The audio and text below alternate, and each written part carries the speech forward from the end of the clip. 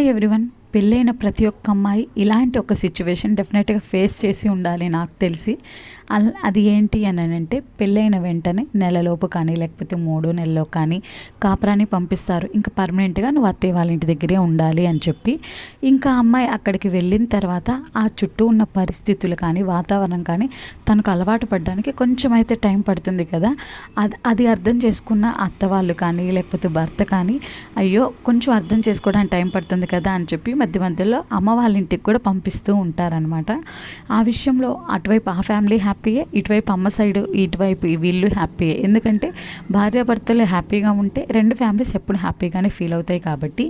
కానీ మధ్యలో కొంతమంది ఉంటారు మన సరౌండింగ్స్లోనే, అమ్మ వాళ్ళ ఇంటికి వచ్చినప్పుడు ఏంటి ఎప్పుడు ఇక్కడే కనిపిస్తున్నావు, కాపురాన్ని పంపించినా కానీ అని అంటూనే ఉంటారు. ఆడదానికి ఆడదే శత్రువు అంటారో ఏమో కానీ ఆ మాట అంటారు చిటిక్కున.